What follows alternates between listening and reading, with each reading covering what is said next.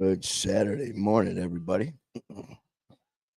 It's nice, let's see, 6:06 a.m. here in Detroit, Michigan. I'm just getting my butt moving here. I'm supposed to be at the gym right now, but moving a little slow today. So I figure Saturday morning, might as well get this day started with the family. And for those of you wondering who the hell I am, I'm Manny Vitale, host of My Fight or War, and co-host of Music and Mayhem with my brother, the one and only Skylar Ray. We're gonna have a great weekend. It's gonna be we're supposed to get a little dusting of snow here in Detroit, but you know, I tell you what, these younger generations have no idea, and I can't believe I just said that. Because I'm not only going to the dad stage, I'm creeping into grandpa stage saying that stuff. But it's crazy. Oh geez. Right. Oh gee, this is taped. This was recorded earlier. This is a recording from last Saturday. I'm just rewinding and replaying it again today for everybody. OG just caught me on the live here. She's at the gym working out, and well, I did say I'd be there around 6:45 ish. And as everyone knows, I'm very prompt. So yeah, look at her calling me out in front of everybody. Wow, OG.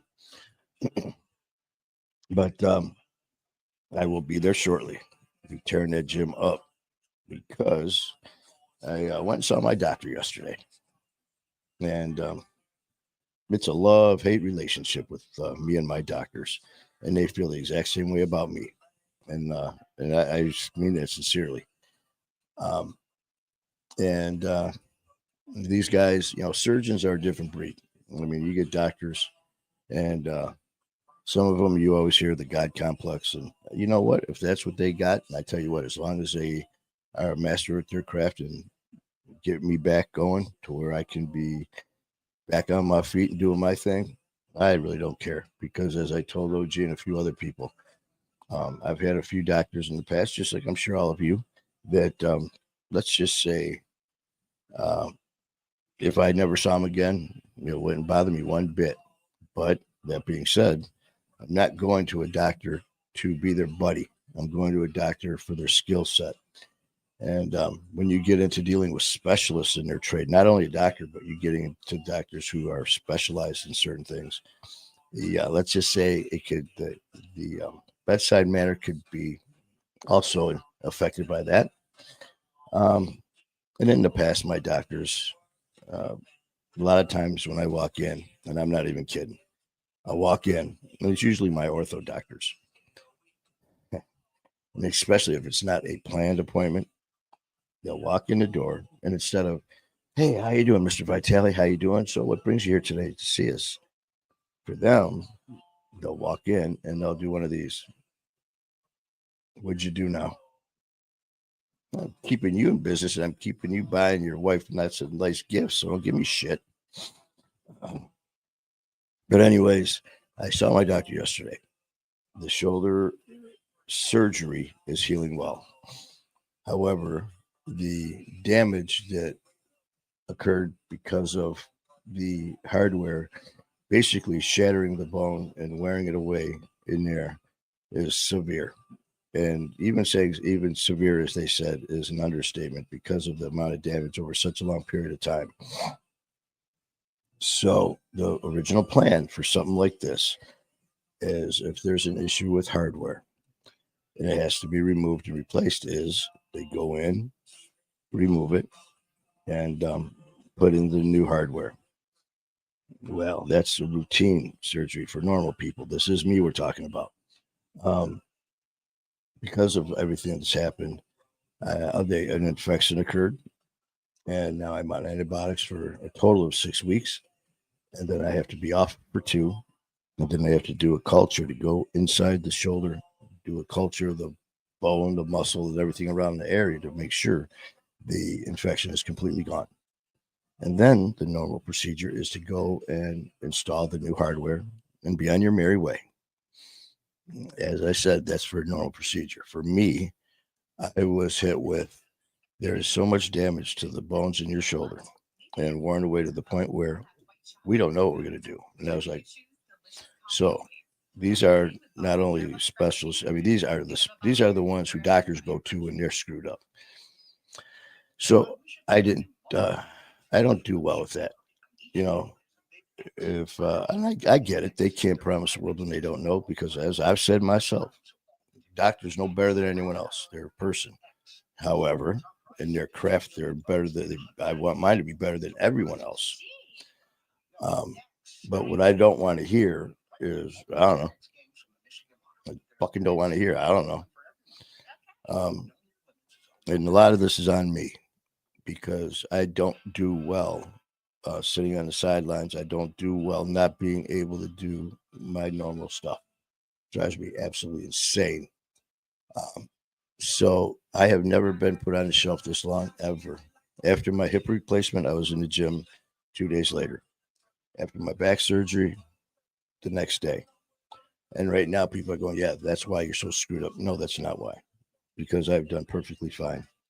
Um, so this process is going to be extremely long. We're looking at an 8 weeks total because of the first step, which is the antibiotics, going through that, and then the biopsy. That's 8 weeks right there.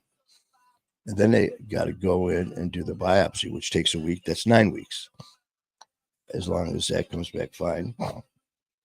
And they find a issue, or they find something that they can do to the shoulder. Then within a week, hopefully, being that is this type of situation, they can get me in. So we're looking at 11 weeks from the first surgery to the next surgery. And then you're looking at the healing from that surgery, which is another 4 to 6 weeks minimum. So, yeah, I don't handle that very well. But you know what? It's in God's hands. So we're going to do what we do and just push through it because I'm still here, right? So, OG, I will be at the gym shortly. Mr. Boss at 2%'s in the house. Good morning, sir. I see that you got some changes going on in your life, and I wish you all the best, brother. And we got a lot of stuff going on as well. We're going to be busting butt and doing our thing, which is another reason I'm coming on tonight. Is we're going on tonight for a special show at 7 p.m. Eastern time, and I look forward to all of these. You guys know I don't even have to have a guest on, such as now, to go on here and chit chat with you guys for freaking hours. But tonight's guest is I am going to have such a good time. Tonight's guest is Johnny Wharton. And for those of you who don't know who he is, if those of you who are involved, like hockey, especially the Detroit area, everybody in Detroit knows who he is. Johnny is the former head trainer for the Detroit Red Wings. Excuse me. I'm sorry.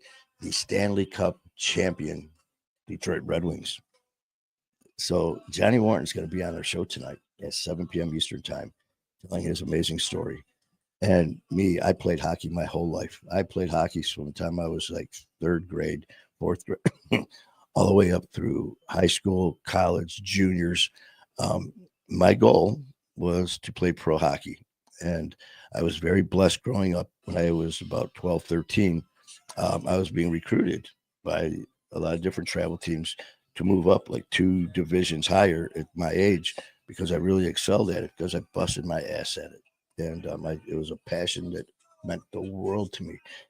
As a youngster, I never had summer vacation because I was at hockey camps, not because no one forced me, because I loved it that much.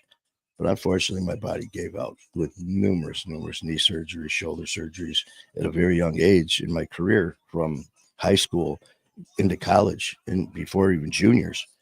So I know the battles that go on at a high level. Again, I never made it to obviously the elite level as the pros, but I came pretty close. And I know what my body has gone through. Johnny Wharton, as the head trainer for the Detroit Red Wings back in the day, was responsible for keeping these guys preseason healthy, strong as they could be, going into a season of just wear and tear on their bodies, like most people have never known, being slammed around, it's just insane. So that was his job preseason. During the season, injuries occur constantly. There's not a player that plays at that level. Even when I was playing from like high school, college, juniors, by the end of the first month, everyone's hurt. everyone's playing with injuries throughout the whole season. That's just the nature of the beast. Well, when you get to the elite level, I mean, no pressure. Johnny Morton's taking care of Steve Yzerman, Sergei Fedorov, Brendan Shanahan, McCarty, Draper, um, you know, Vladdy, Lindstrom, Hall of Fame hockey players. I'm not shitting you. And there's John Wharton putting these guys together. And he had to do the impossible. And by the grace of God, the talent that God gave him, and the freaking crazy mentality that we have as athletes, I cannot wait to have him on tonight. But I can't lose track of what's important. With all the glory, when you get into the level that he was at, things happen, and it happened to John, and he spun out of control, like all of us do, at time to time, I should say. But that's his story to tell, which he will be telling tonight, and I am so honored for him to come on and share his story with me tonight, with all of us tonight at 7:00. So please, first of all, for all you, everyone who's dealing with issues and looking for that support, check us out all the time. We're here for you to do that as well. But for those of you also who are love sports, love hockey, I'm sure we're going to have some backstories that people don't know about. So I'm really looking forward to sharing that with you guys.